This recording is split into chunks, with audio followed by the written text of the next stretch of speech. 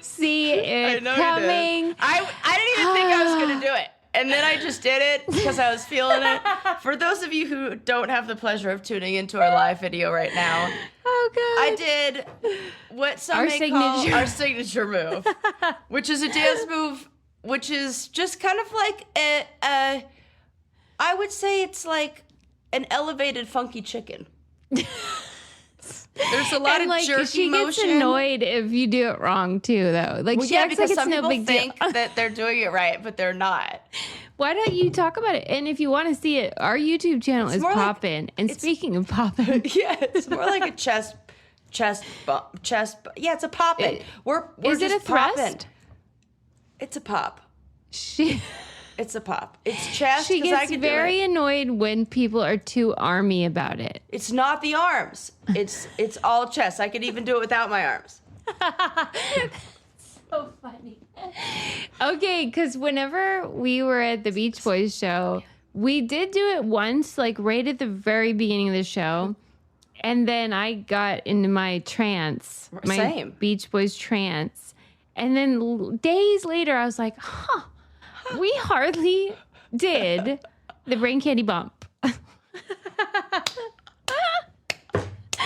And then she pulled it out of nowhere, and I say thank you. You are welcome. For that. Well, that was great. Welcome to the Brain Candy Podcast, episode 942. We have a job to do. We should focus, Sarah. We do have a job to do. And let me tell you, Suze, I have been doing my job all weekend. I did something that I have literally been working the streets. I was doing something that I have not done in many, many years. Yeah. And that is self-promotion and flyering. And like going door to door, cold calling, if you will. Yeah. I did some cold calling. Did you really? Oh, yeah, because you just showed up and I were like, just showed up with my poster. printed flyer. And then I had to convince them, hey, can I put this in your window? And then I wouldn't just say, like, can I put this in the window? Then I was like, I got to sell them on the event. Yeah, I gotta, so here's why. I was like, and my girlfriend's like the best hype person for this. She is. Because she was like, oh, yeah, tell them about it. Like, yeah, you know. And then I did that for one person, and I was like, and I'm just saying, if you're into trivia, and because we were in this, like, kind of witchy boutique. Yeah. I was like, if you're into trivia and witchy vibes and hilarity and drag shows, and you're looking for something to do to get in the Halloween spirit, I've got an evening for you. Yeah. Yes. And she was like, oh my God, I think that would be so much fun. I love, she said that. I literally love all those things. I'm like, well, we would love you. And then she goes, wait, what's your podcast? And then I tell her about the podcast. So hi, new listener. Yes, hi, new listener. Thank you so much for loving all the same things we love. I am going tonight to a lesbian bar for trivia, and I'm bringing along a whole bunch of flyers. I mean, those are our people. Though, if there were ever Do you have people. a cat? Do you love trivia? Are you lesbian? If you are any of those things, you're going to have a blast. Well, I love that you said, do you have a cat? Because I am putting together these amazing mystery, fun grab bags for the event. Yeah. And there's some cat-themed stuff that I love it. Because I was like, I bet that our audience would like this. Yeah, they would. Because witchy people would like this. Cat people would like this. Yeah, and like cats are a symbol. Even if you don't love cats in real life. I don't have cats, but I want these. You get the symbol. Totally. Love it. So. Yeah. Okay, great. So like get excited, people. Get excited and get your tickets because there's lots of general admission tickets, but if you want to come to the pre-show cocktail hour. Yes. Where we are going to be hilaire and spilling tea and playing special games. Yeah, special games. That just like one-on-one, taking pics, hanging out. This is like fun times, Susie, Sarah. Those are limited. Meetup. There are not a ton of those, so get those while they're hot. Yeah. Oh, and it's going to be so fun. That is not to be missed. That's an add-on, so you can just get general admission and then add on like the cocktail hour or whatever. Yeah. It's going to be so fun, and we will make sure of it. I mean, there's just no way it's not going to be fun. I'm finding amazing performers, drag queens, It's gonna be so fun. good. It's so fun. So Okay, so get your tickets. be great. There's Yes. a link in the show notes, but also on our website and blah blah blah. And blah, blah, blah. Okay, yeah, all right. Well, good work. Thank you for doing this grassroots effort because it's a lot more pressure on you because it's in your city. Yeah, well, oh my, you know what? That made it feel like more comfortable because people were like, oh my God. Oh, I had some people who were like, oh my God, I know you. And they go, wait, you live here? And I said, yeah, I do. And then we got to talk about that. I and just can't share the burden, I guess, you know? Yeah. Oh, well, it's That's but all. what my whole point of bringing it up was Yeah. it's been a long time since I've done something that's been outside of my comfort zone in that kind of way. Yeah. Or pushed me to be Maybe like pre-pandemic? for sure before that. Because I can remember when I worked at the rock climbing gym at my college. I didn't even know you worked at a rock climbing gym. Oh yeah, I worked at the gym while I was in school because I needed some extra money. Yeah. And Cool. I think were we doing the podcast then? We might have even been doing the If podcast. if it was in graduate school. No, it was undergrad. Okay. Yeah. And but while I was there, the show was airing and was on TV. That's tough stuff. It was real tough stuff. Yeah. And part of my job as an employee of the rock climbing gym was to let people know when there were going to be events. So they asked me if I could flyer one day. And I looked at them and I said, I would rather quit and never come back again. And never climb a rock again. Right. Right. Then experience that. Absolutely not. Do I want It's to hard- flyer for it's hard to explain. $12 an hour, whatever I was making? That was like maybe less. You're making $0 there. I just wanted to. I was like, I just wanted to hang out at the rock climbing gym all the time. Yeah. And But be if on you're campus. making the same amount of money and not at the gym, now you got to go like canvas. Right. Like part of the. So they were like, oh, you That's three gonna cost employees, ya. you work the gym, and then you at 2 hours of your shift, you go out and flyer. Absolutely not. So I can remember the last time, like how mortifying that was, and how embarrassed I was, because it felt like just to be asked, like, hey, aren't you that person? Well, they know what they're doing when they ask you to do it too. They act like, what? You're an employee. You got to do. But they know the value of having you do it. Because when I worked at the Improv as the promotions director, they would be like, can you go around town and put these flyers for different comedians? Just leave them at different places. And I'd be like, oh, okay, yeah. And I would throw them in the back of my car and go home. Oh and my pretend God, like you're I did so it. funny. That is so great. How are they gonna know? Suze, I didn't even really realize that they were asking me because of probably that. Yeah. I just thought it was part of my duty and responsibility. They're being cheeky. Ugh, fuck that. So, yeah. So I can remember the feelings last time. And it was a nice reminder. Like, I remember having this awareness because it felt so nice to be connected with the people in the neighborhood. Yeah, that is cool. I like that. I met so many cool people. I actually talked to the people at the store. I mean, in a different kind of way, because it felt like when Personal. when you're going in there and saying, I want to promote this event, can I put my business in your business? And can we collaborate right now? You're almost like equals, they're not trying to sell you something. Totally. And I had some really great connections and really great opportunities for conversation. And it was not something I would have expected would have come from that. That makes sense. I get what you're saying. Yeah. Because it's a way to connect where you guys are on the same page. Yeah. And you're making relationships in your community that you can't really create just out of nothing. And it almost gave me an icebreaker, That's something right. to talk That's right. about. You can't just be like, oh, I love your earrings. Right.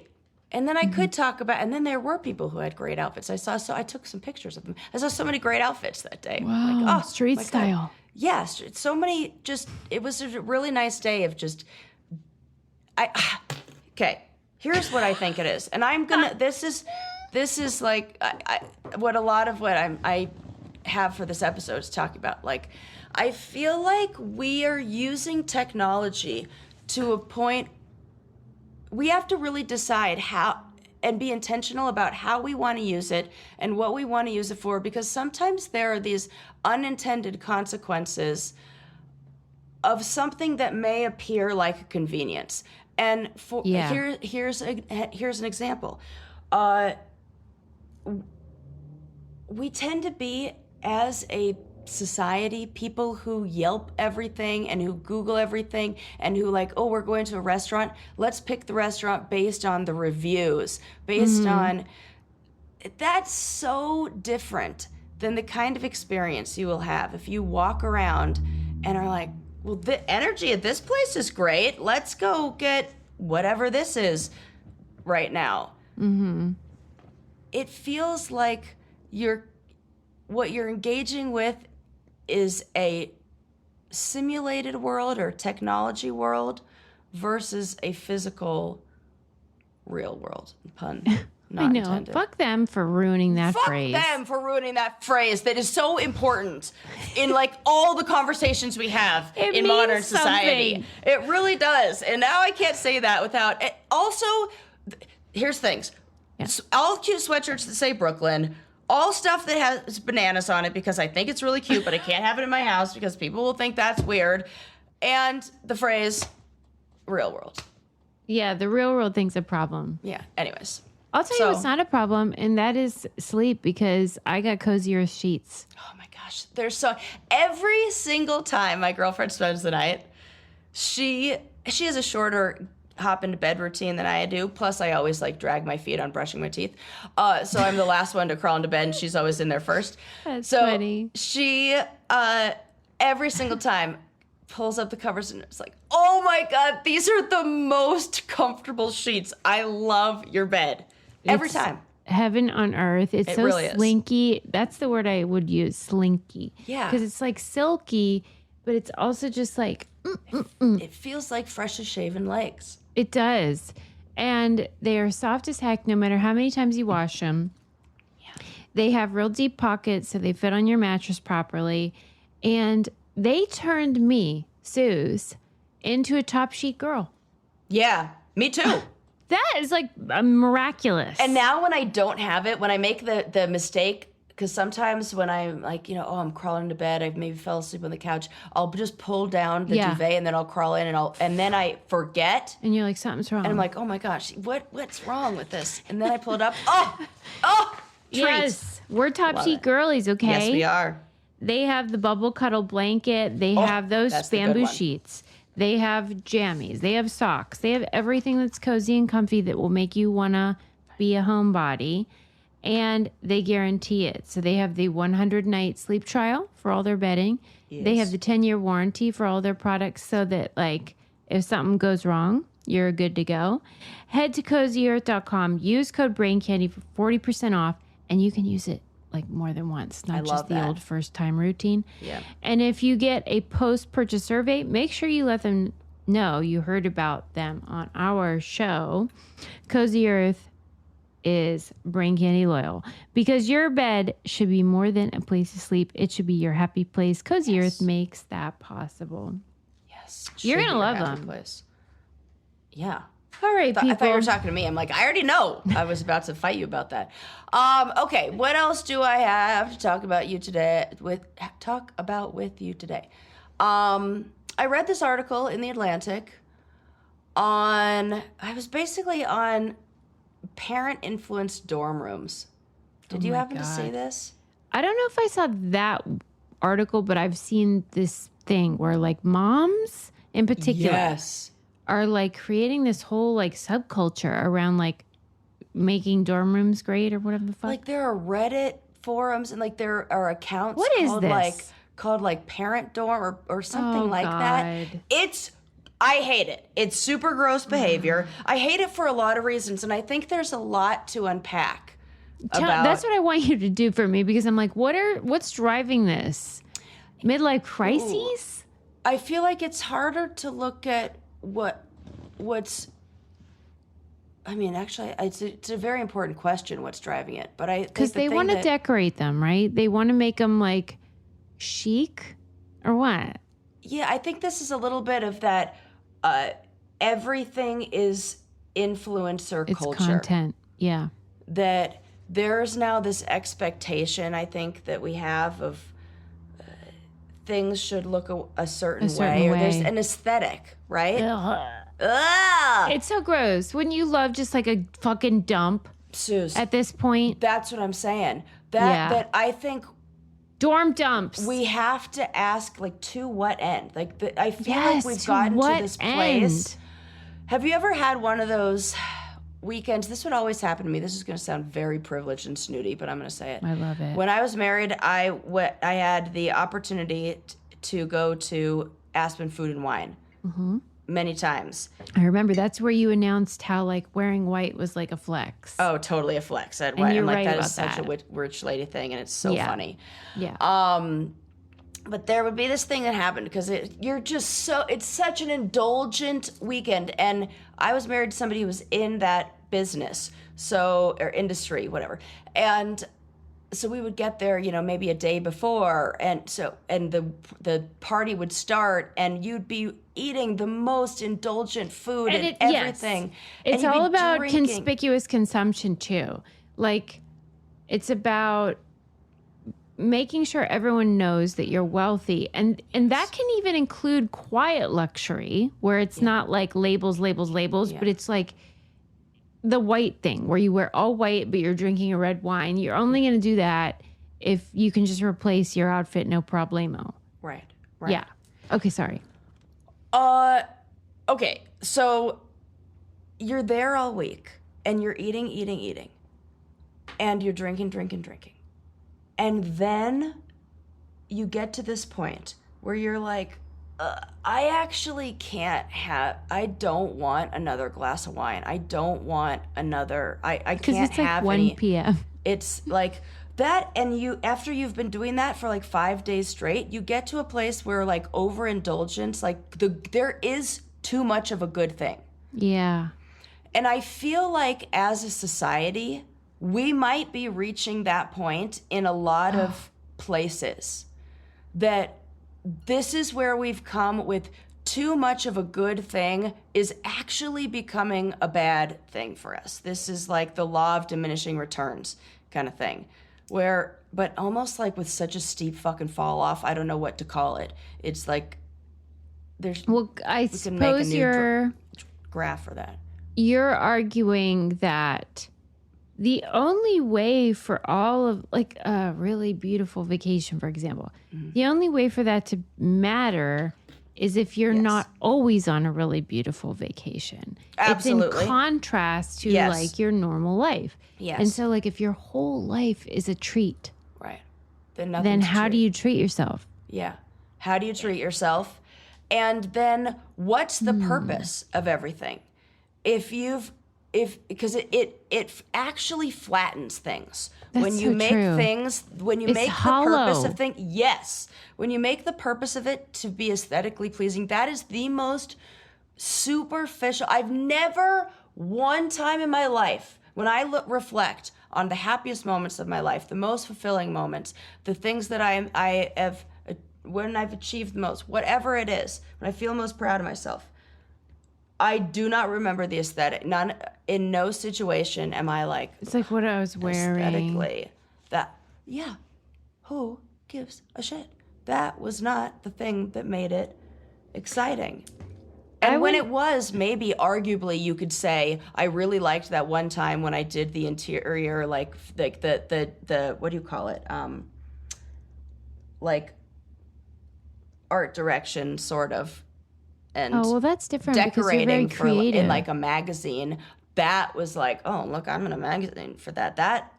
That was my work that went into it, not the visual, like how it looked And it wasn't for that purpose. And how much it was it like the work cost and why. Yes. And it didn't cost me anything. I was getting paid to do it. Well, actually not paid, but you know. Yeah, like I just think when these moms that they're talking about decide, you know, we want to make this dorm really cool and special. It's that there's nothing wrong with wanting to do that, and especially if it's in collaboration with your child and it's a bonding experience and it feels like meaningful as they there's transition. Nothing wrong with that. Right. There's lots of ways that it can be cool and great. Right. But the larger trend seems to be rooted in something else that is gross. Yes, that there's an over-involvement that parents have in some of these kids' lives that is actually robbing these adults of the opportunity to develop like anything for themselves. There's a lot of articles out now, and there was one in the New York Times that was about professors and the challenge of how, like, when they give students a bad grade, they get, you know, calls from the parents. That's the most insane thing. It's so embarrassing. I would say I'm not allowed to communicate your child's grade. I would be like, nope, they're over 18. I don't know what that is. It's actually crazy. I can't imagine. And they did this study where they interviewed all these young people, like middle school age and high school age, about like when they're the happiest. And I think it was in sort of considering like technology and all that. Mm-hmm. But that children and young adults basically crave freedom. Yes. Yes. And freedom from surveillance. Yes, 100%. Right? That they want to be able to make their own mistakes. Yes. Not only do they want to, it is what we have to do if we want to be happy. Who's we? Humans, all people, especially like teens and young adults. The way that I think it may have, I wish I could remember the source, but the way that it was summarized on Instagram was that kids are nostalgic for a thing they've never had. I saw that. Kids are nostalgic for a life they didn't have. Yes. Like freedom. Yes. A freedom to like figure out who they are and fuck up and maybe date the wrong guy or what, you know. Right. All the stuff we did. I think it's so layered. I think that there's this fear around doing that because of what the life on social media, this like influencer culture, everything being perfect projects that like you're failing if you don't have all this, if it's not perfect, if it's not aesthetically pleasing, then you're somehow not doing it right. And so everybody has this, I can't do it perfect, so I'm not going to do it at all thing. And there's no like acceptance for not having the best something, whatever it is. And that when we recently spoke on an episode, you and I, about the trouble with regulating adult content online includes like an overly surveilled populace, and that's a problem. And none of us want that. We don't want to go online and have like someone being able to see what we're doing. We shouldn't. It feels gross. Yes. Well, our children feel like that. When a lot of what parents are doing in the name of safety and protecting our kids is a bunch of bullshit. And it's false. They're doing the same stuff and maybe more. Right. In spite of it. And control maybe is because an illusion of safety. Say it again louder. Control is the illusion of safety. It is, Sarah. Yes, I know. We all make that mistake all the time. Yeah. In our own ways. Yes. Whether it's in a relationship or with our kids or whatever. Or because we all at okay, let's take it another level. control is an illusion of safety. We can say that these parents are not feeling safe. It makes sense that in the world that we live in the exposure that we have to the dangers, when you flip on the news, or people don't even flip on the news anymore, you know what I mean? If you pick up your phone and you look at the news. When you turn on your Victrola. Right. My God, it's so when you roll down your windshield like this. Right. When we go to the sock hop. I don't even remember what that was. No. Like when you turn on the news. When you hear the news, and whatever. you were just bombarded with all of the things that threats, with all of these threats, supposed threats.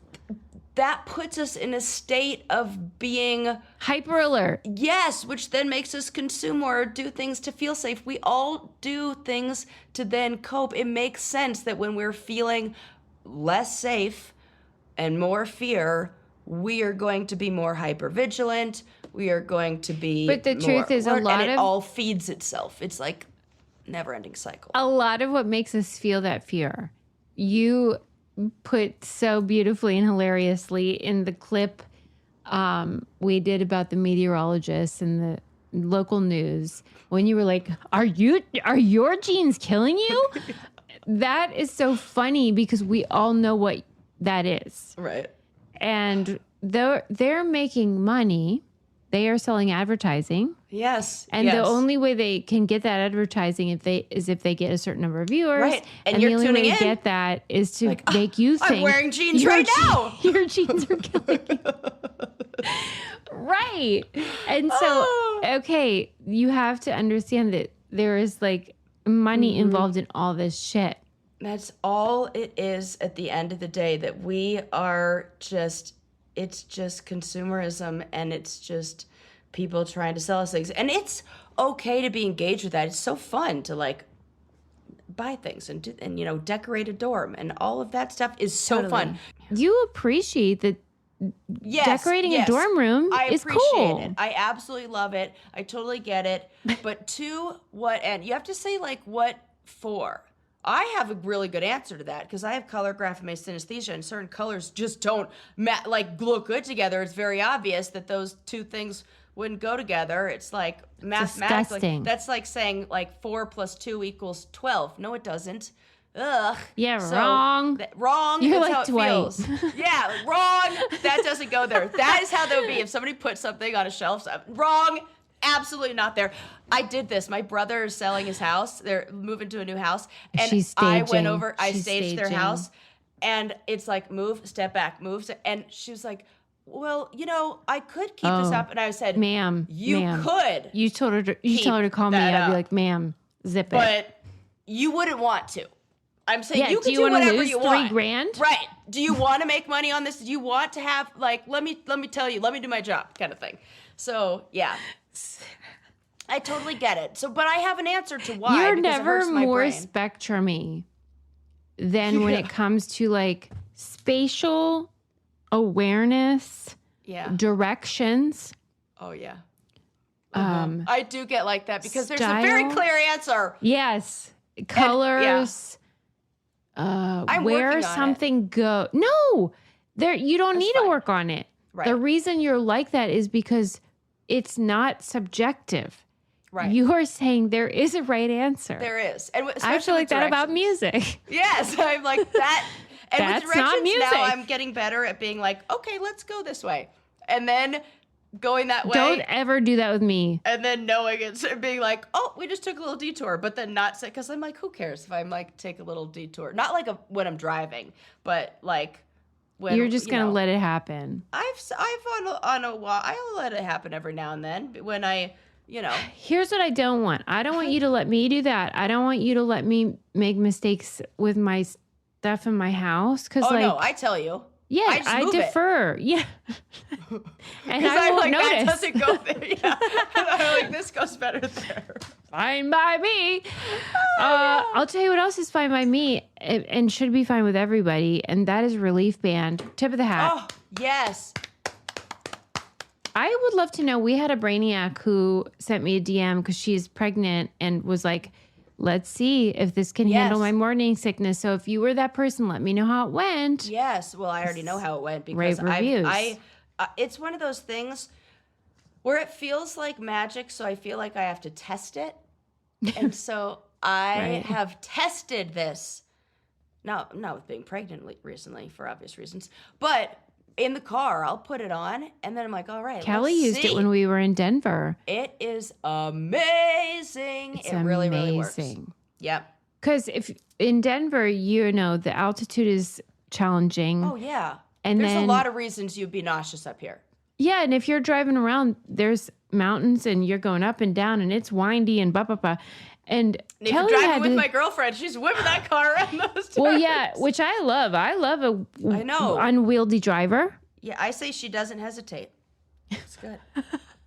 That is a nice way to put it. But I love her driving. Yeah. But if you are someone who gets car sick, it can be like, whoa, baby. And so Kelly had to stop and get Dramamine. And I said, damn it, I wish we had gotten Sarah's relief band. Yes. But you were at camp at that point. Yeah. So I knew exactly where I was. I would have directed you right to it. Right. Oh, it's like in the most accessible place in my closet, too. And then the medicine cabinet. Once she got her mitts on it, she was happy. But at that time, we didn't have it. And it was like, damn it. This is a relief band testimonial. I know. But if you get nauseous in boats, morning sickness, chemotherapy, hangovers, any reason that you might feel like queasy, you put that darn thing on. Yeah. And it just sends some sort of weird thing to your brain that turns that off. Yeah. It's like hijacking your brain. It's so distracting when you're nauseous.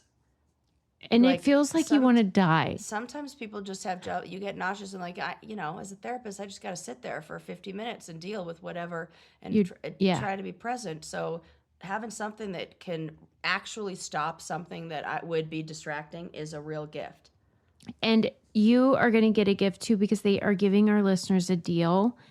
If you want to cure your nausea problem fast, join the hundreds of thousands of people who are nausea-free with Relief Band. Right now, we've got an exclusive offer just for Brain Candy listeners. If you go to reliefband.com, use promo code Brain Candy, you'll receive 20% off plus free shipping. So head to reliefband.com and use promo code Brain Candy for 20% off plus free shipping. And this is like no side effects. Like, I don't know how they do it. It's magic, but it's just tech that is actually helping you. Yeah. Unlike most tech. Yeah. So just embrace it, baby. Exactly. Yeah. Right. Okay, so I think you and I are both in the same boat where we did not get an opportunity to be in a dorm because we were I was a commuter student. And I was also a commuter student. And Tibby always jokes about how when you're a commuter student, you have to wear 50 layers because in the morning when you get there, it's so cold. Yeah. And then by the end of the day, you have 50 coats. And I see your 50 coats. And I raise you things to change into so you're not sweaty or something like that. Totally. You live in your car. I did not want to pay for parking. I'm paying for everything myself. And I'm like, I don't want to pay for parking. So I would park off 3 miles campus, away. And then I would ride my bike. Oh my God. To campus. I'll tell you, I was not doing that. I did that because it was so expensive. For real, when you were about to launch into this, I thought she's going to talk about parking tickets. No. Because that's what my problem was. Yeah, I would have gotten a million parking tickets. I probably got a couple of those. But you're like, I'm not getting a parking ticket. It needs to be said that this it was when planes, I was... trains, and automobiles with you. I was 32 years old doing it. Cars, bikes, and skateboards. Yes, that's exactly. And then the next semester I wised up and I got myself a scooter. And I used the old Honda Vino because that I bought for $250 or $400 or something like that. It was less to buy the scooter was less than the cost of the parking pass, and to get a scooter pass or a motorcycle pass was something cheap, $15. And I was done. Motorcycle pass, cheap old scooter. This is my favorite rice trait. Oh, that is I'm like, so frugal. You're resourceful. Oh, I'm so. Oh, You my are God. frugal. That's So not my favorite resourceful. trait. No, that's not. That shouldn't be. I am. But I like that you can fucking make it work. Oh, I will make it work. And sometimes Design it's off on a dime principle over there. alone. Because I think I might have actually been like dating my, the ex-husband out who like Right. was very well off, Even and I if did she not. I has could have been money, like, can I she's have money? like, Yeah, I'm like, oh no, you're not getting my money. How do you think I keep the money by not losing it like this? You know? I do know. It's fun to watch. Yeah, that gets me a little spectrum-y too. Yes. Yes. Because I'm so glad that I diagnosed you. of, This connected so many dots for me. my mom's always like, whenever she listens, so you say, She doesn't like when I say you are that. not autistic. You are not on the spectrum. Maybe not. I Maybe think not. it's because she There's saw a my lot of brother. overlap. But there's a lot of overlap, and I think that a lot is just there's a lot of- Neurodiverge. yeah, and also I think there's a lot of OCD behaviors. That is really funny that you say that because Link has a theory that he's like, I forget what it is exactly, but it's something about how he thinks that OCD, something about how the symptoms are basically what you're saying. Like, how do you ever know what you have? Right. When they're like too all similar. the symptoms are the same, whether it's ADHD, OCD, what's the other one? Spectrum. disorder. They're like those. There are certain behavior types that It's I all think the fucking thing- symptoms. Right, it is all symptoms. And I go, you don't, because he goes, I think I'm just on the spectrum. I'm like, you are the most social right. human being. I was going to say, Link and I are the same. In that. We want to. Everything's a bit. We want to like make people laugh, and we're gonna get fixated on something because there's some OCD thing that where it's like, it's not perfect. Hang on, I gotta like. Yeah, make but it so that do way. you think you are on the spectrum or not at this point? It's hard. It's hard to say because it's hard to self-diagnose for those things because I think there are a lot of things that I may be blind to because they're just, and I learned these things as I get older. Like a lot of times where people laugh when I'm not making a joke. And I'm like, I think they think I'm being funny because because that would always happen in relationships. It's kind of like what you said, where I'm never more like spectrum-y than when I'm doing like direction stuff yeah. and when I think I'm using the same tone when I do that as when I'm being funny and doing like a funny bit. Right. And my partners will always say like, basically like when you did the moose meese thing. yeah, okay, yes, that is the same, this tone, that is it. It's that is it. And I go, no, you got like. And I think it's hilarious. And it is funny unless we are in a fight or I'm saying it about something and you are not, you don't think I'm adorable at the moment. Then it looks like, why are you being aggressive? Yes. Yes. And I'm totally not, I'm like, this is the same tone.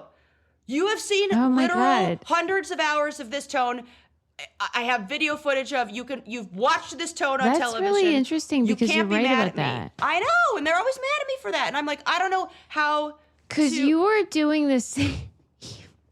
You did the same tone. And then people get upset.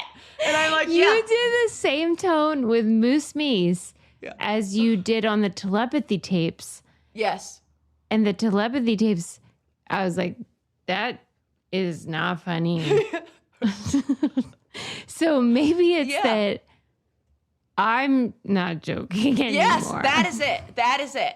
That is probably it. God. And so that is like, wait, am I on the spectrum? Oh my God. Yeah. So well, what do you think that is? Oh, like that you were spectrum-y about Moose Meese too, but it just is funnier. Well, I'm consistent, but people, it's how that behaviors. It's context, right? Yes, the perception. Context. That my God. And that's what I was saying about sometimes I'm not making a joke, but people think I am. It's like, if people think I'm on stage or performing, then they laugh. They're fine with it. They're fine with it. But if we're driving in the car and I do the exact same tone because of something you're right. they're like, why are you talking so mean to me? What are you saying? I just did this about Moose Meese. Yes. This is Moose Meese tone. 100%. So... And that wasn't funny at all. Right. There you go. So, it wasn't funny. I was being serious. What is different is me, not you. Meese, not Moose. For real, I though. hope people feel seen in this conversation. It's very funny. No, it's actually really helpful to me because I could see why you're confused. You're like, I am doing the same here. And here, the only difference is what you're doing, Suze. Correct. Right. Thank you. I feel very validating right now. I feel very validated for you because that would be really confusing if I were on the spectrum. No, I would be confused if I were you. Now I have a partner who's so understanding. Yeah, you don't have to worry about it. She's the same. Because she gets equally as fixated on something that's like... She's not admitting that she is one of these things. Yeah, no, she is. She's like, I probably have some overlap. Like, and she's like, not enough for you to diagnose it, but you're like, I know, she is really just like a touch. It's a touch, which makes me very understanding of her and her very understanding of me. It's great. I would love to know, though, just if you wouldn't mind indulging me, what it is that makes me attracted to these people, like you and her, I know. and Kelly and Adam, and like that honesty. That what is the word? Like that where you just say, yes, uncensored, candid, candid and uncensored. Yes, that there's no bullshit. And if you ask a question. You know how long it's taken me? One of the things that is the hardest for me to remember is that I don't have to answer every question I'm asked. I'm really glad it took you a while. That is such a new and foreign concept to me. You mean...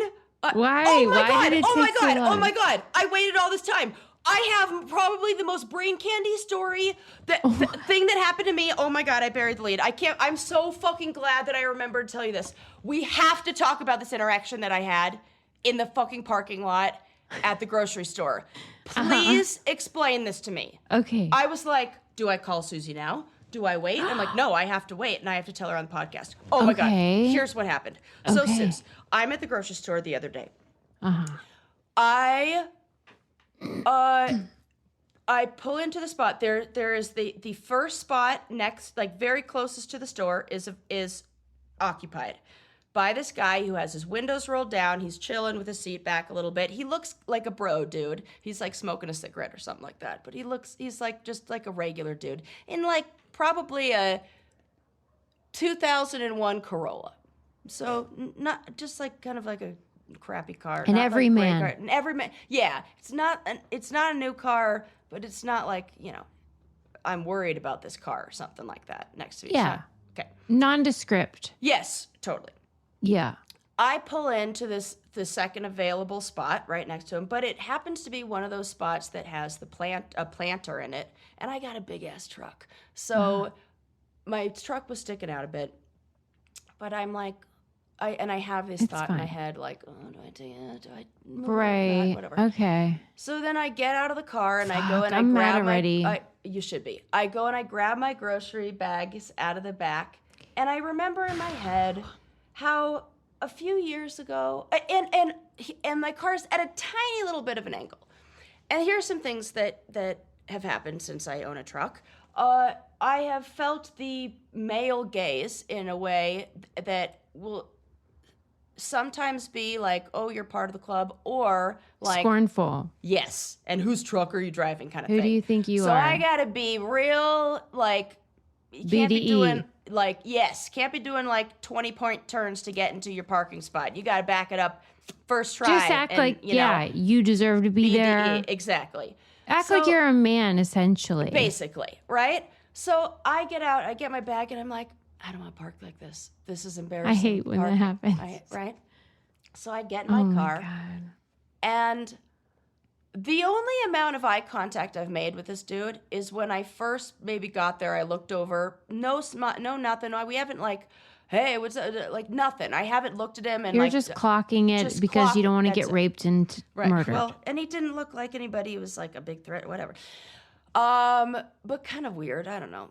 But I literally thought nothing about this dude. I went to repark my car because it's also right away. You should know that a few years ago, now it's been years, it's been probably like 15, one of my New Year's resolutions was don't park like an asshole. So I always like to park really straight, and it's worked. That's a funny New Year's resolution. Yeah, and then one year it was I wish more people would have that. Your grocery shopping cart. And, yes, and those two things, I'll tell you. You always they look like a good person. They stick with you. Yes. And it's so easy to do, and you won't fail because it's really just about, do you have an extra 10 seconds? Atomic habits. I'm telling you. And it's now a habit. And like people, like when I would go on dates with people and like we would have to go to the grocery, people would always comment about like, oh, you returned the car. That's so nice. Wow. Conscientious. Because I do. And I will always. Yes. I am that person. And I'm scared of cart narcs. Okay. Anyways. Which is a hilarious Instagram account if you haven't seen it. Back to our story. So I repark my car, and I repark my car in one of those spaces where I got like tons of room and it's available. And also I'm thinking, I've been sitting down podcasting all day or something. I would love a little walk, little like stretch the legs, you know? Yeah. So my God.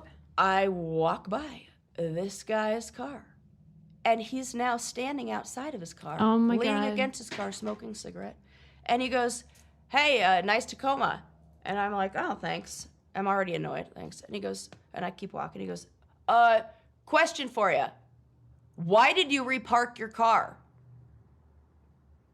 And I then proceed to say, well, because it was a New Year's resolution of mine, like years ago, to not park like an asshole. And it was sticking out a lot, and I just didn't want to. And then I was like, and... what, like then it clicked. Yes, like in fuck my head. You. Fuck you. After that sentence already came out, and then so I was like, why? And he was like, I was just wondering. And then I just kept walking because I'm not going to sit there. And what I really wanted to say was, why the goddamn hell do you give a shit about where I'm parking? Whatever you're going to say now, I'm annoyed by. If you think that I think that you were a threat or something like that, I don't give a shit. Like, could it be that? And then if that is the case, I certainly do now that you've confronted me about it. And then the other thing I thought is, you know how you'd like to go through life thinking, nobody's really watching me and correcting everything that I do. You know, I always talk about the mustard stain of like, we're not looking at other person's mustard stain. I have always disagreed with that. Dude, apparently motherfucking jackass bro dudes are watching your every move because somebody, if you're thinking nobody's looking at how I'm parking and wondering why is she reparking? Turns out they are. So I don't know what to do about that one for real social anxiety over here. Okay. First of all, can you believe that I waited till the last 10 minutes of our show to drop this nugget? Yeah, because I'm worked up. Okay. The pulse is elevated.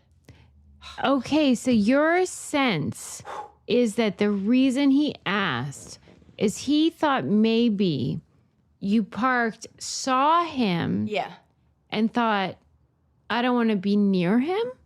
Maybe. I'm thinking I went through... Was he, Susie, like, undesirable in any way? Like tattoos or something? That's what... No. That's why I said all those things about his description before. How the car wasn't one where I was like, it was nothing. It was nothing. He was literally wearing, like, a black Hurley shirt and not one that was, like... he's regs. He's flat brim hat. He is regs. The most insulting thing he was doing was smoking a cigarette and talking to me. I was not at all, and I'm in a fucking grocery store in the middle of the day, and I'm not threatened by this dude, but the fact that whatever happened there. So then, here's the thing that I'm the most upset about. A few things. I'm upset about everything. But I then spent I'm not kidding, 3 fucking times as long in the grocery store because couldn't remember what I was there for. Couldn't stop thinking about anything. I was like, what? You were ruminating. Why did he ask me that? Yeah. Why would he ask me that? What is this what people are thinking whenever I park anywhere? Do you think there could be another reason that's more charitable that he asked?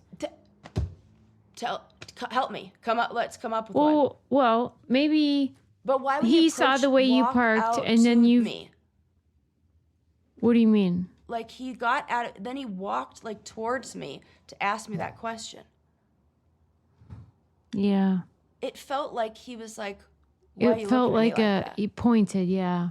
And then I like wanted to be like, is there any universe where you would say that to a dude if a dude reparked his car? There is. I love the Dwayne "The Rock" Johnson comparison. Like, would you ask Dwayne "The Rock" Johnson reparked his car? You'd be like, probably something wrong with that question for you. Stop him on his way Toyota Corolla. I can't. I could not get over this for like for like 24 hours. So I think it's possible there could be another explanation that we're not considering. Well, write in. I'd love to hear it. This is your call to action, listeners. Please tell me, men listening, what the fuck was he talking about? It's possible that he could have been like in your shoes before and wanted to say like you parked fine before you didn't need to. It's possible that he's like the nicest guy in the world. But you're describing someone who was more direct. Why'd you repark there? Like that. It was clear to you that this guy had a bone to pick. Yes. Right. He wanted me to say why. Because you are a scary man. And then when I gave him... Fuck you if you're doing that. That was my New Year's resolution. I love that was your answer, by the way. Because I told him the truth. How did he respond to that? Like he was kind of put off by my answer. Because I'm sure he was caught off guard. Yes, he was. The answer is And then when I said why, he looked caught off guard by my answer. And I was like, I don't know which one of us is weird right now. And then I felt weird. The whole rest of the time, I was like, now I feel like I don't know like this is what just happened to me. It's interesting because I do find our experiences in the world interesting to compare. Only because my default, especially when dealing with men, is to do what society expects me to do. Very much like feminized, like cutesy, just sort of like, I'm a dum-dum. I parked wrong and I felt so dum-dum. And then they have a different reaction. Right. And so, like, I never know how to interpret your interactions because you don't do that, which I'm glad. Like, I feel embarrassed that I do what I do. Mine feels more like a kid. Like, I do what it's like what it's is like overly honest. Me, but yeah, but like what? Right. Yeah. That's interesting. I'm watching this new show called Alien Earth. That's like, oh my God. Does Adam love it? It's so good. Yeah. I was like, ooh, I bet Adam likes this. Does he love it? I am married to Sarah. That is what is happening, okay? Yeah. He won't stop talking about it. Okay, well, you know how they put the brain they've put the brains of, or not like the brain, the conscious of a child in an adult humanoid body, and they still kind of. You think I let him talk about this? Oh, well, okay. In this show, they do that, and then the adults they look like adults, but they have the conscious of not 3-year-olds, like children, like 13-year-olds or 9-year-olds or whatever. Uh-huh. And I would say my reaction is very much like how you feel when you watch them, where you're like, that makes sense. It's almost like you have suspended maturation because of your trauma. Yes. Yeah. I think it's that how old were you when you developed the coping strategy to get out of what you perceived as a harmful or dangerous situation? Dude, we just got some places. That was like therapy. Yeah, you're right. It's the whatever was the successful survival tactic.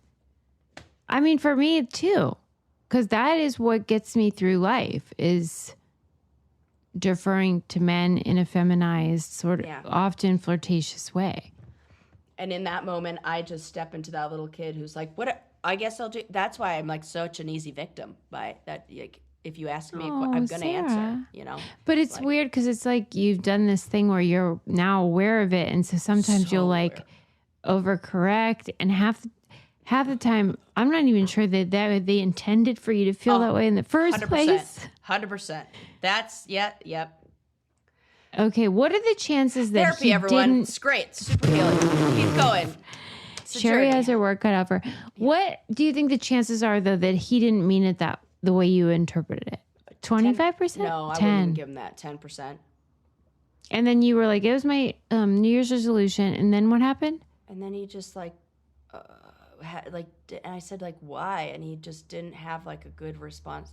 And then Did he have any response? Because I was in the middle of the road when he asked me. So I just kept walking. I was like, oh, I don't even know if I said why. Wow. I just said, I don't know. That's really rude of him. Yeah, no matter I know. What his intention, because that's scary.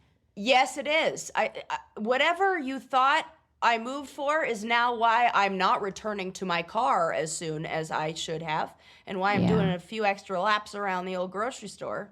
Wow. Dude. So there's my story. That was excellent. I would love to hear from people to hear what they think happened or insight they have. This was a very candy episode. It was so good. But sort of like good job. A lot of things to chew on and think about. It's right. I think people will think about it. You know, maybe less fact-driven and more theory.